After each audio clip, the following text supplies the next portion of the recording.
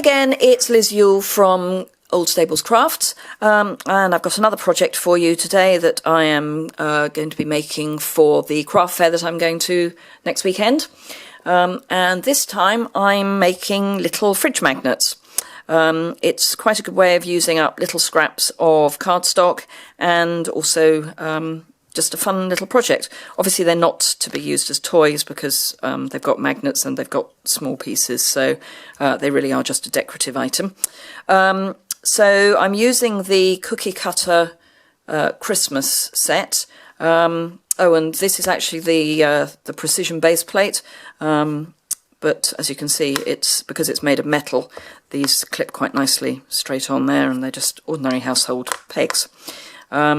So I've made the first 4, and I've still got to make the gingerbread man, so I thought I would show you how I make it, just using making the gingerbread man.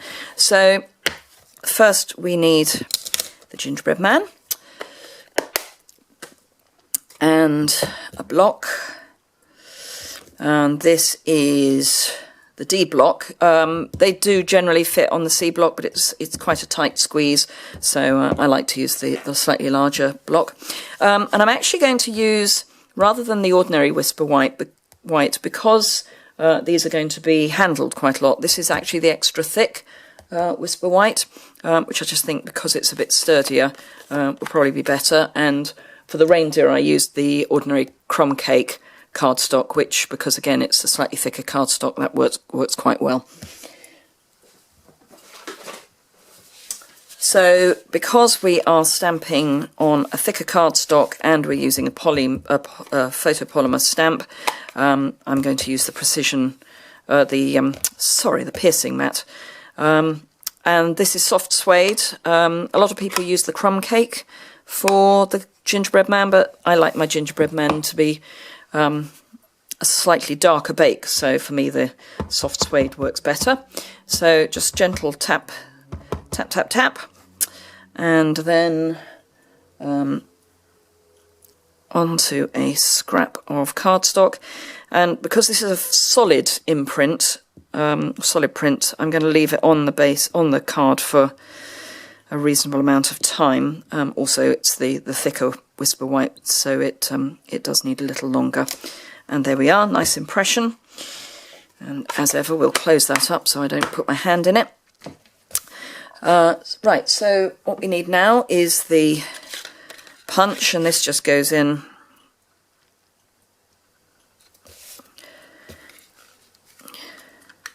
It's always easier to line it up upside down, but I do find it easier to punch the right way up.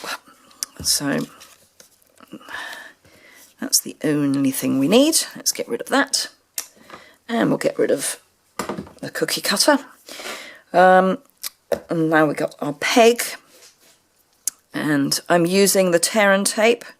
This is a very strong tape, so it works well for this, and I'm just using some slightly bigger scissors than the snips, particularly as later we'll be cutting magnetic strip. So I'm putting tear and tape on both sides of the peg because we'll be using it to adhere the magnetic sheet as well. You can get magnetic sheet, sorry, I can't speak today, very widely, and some of it is actually self-adhesive.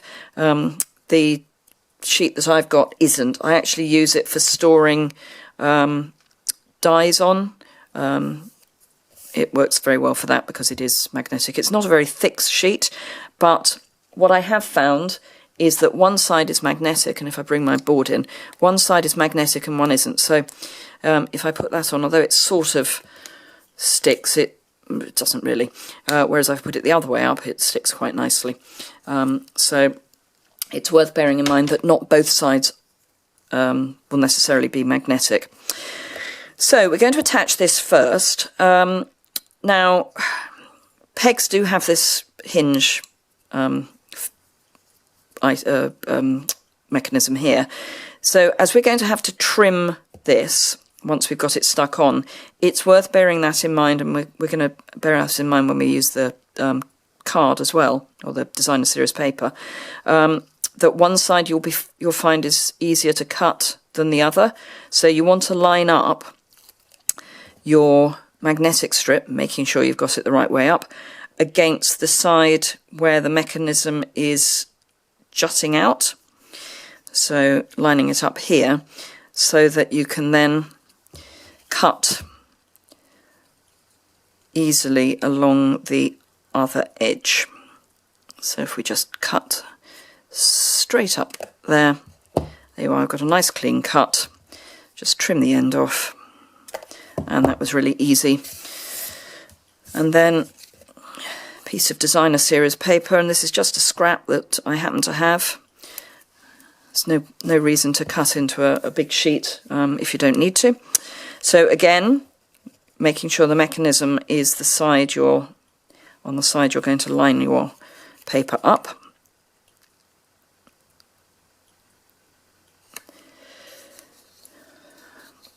Stick it down well and trim off.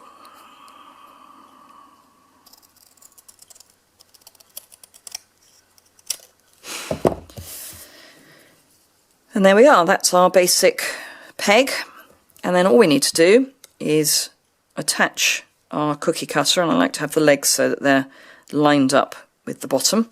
And the easiest way to make sure you get that lined up properly is just to line it up and then put a little pencil mark just underneath at the top and the bottom, or the bottom and the top, and then we can see where we need to put glue. And I'm using the ordinary multi-purpose glue for this, and remember that less is definitely more with this. If you put too much on, A, it tends to squish out the sides, and B, it just takes longer to dry and you don't need it. Now, because the legs only have a small gap down the middle, I do tend to put a little bit of glue down the side of the peg as well, just on the edge here, so that the legs are properly attached, because they're going to be the things that are most likely to become detached. So let's just line him up. And there we go. And then what would be quite fun, just to sparkle him up a bit, is if we get our punch back and a thin strip of the Real Red Glimmer paper, we can just punch out a couple of hearts.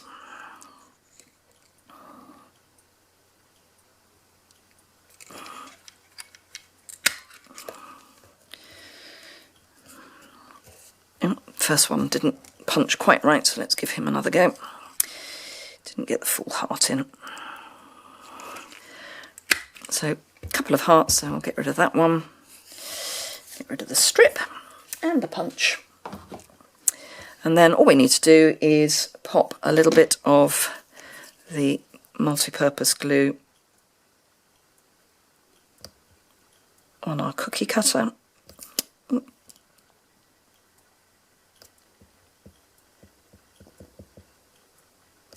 You really do need just the smallest amount. And then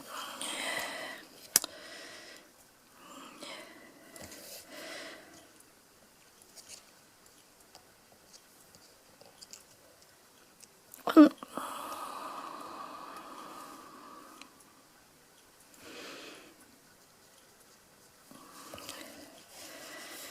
And the second one. And there we go. And then we can add him to his friends. And there we have a full set of fridge magnets. Now, of course, if you haven't got magnetic strip, you could actually make these to attach Christmas cards to a piece of ribbon. That'd be quite sweet as well. So, yeah, if you haven't got any magnetic sheet, then Christmas card hangers would be perfect. Anyway, I hope you enjoyed that. Just another way to use the cookie cutter stamp set and punch. And remember, that is on a bundle. So if you like those, well worth getting it at the bundle price. And I hope you enjoyed it. Thank you again. If you need any of the products, there'll be a link below to my online store. There's also be a link to the blog post that goes with this down at the bottom. If you liked the video, give it a thumbs up. And I hope to see you again. If you want to see more videos, please subscribe. Thank you very much.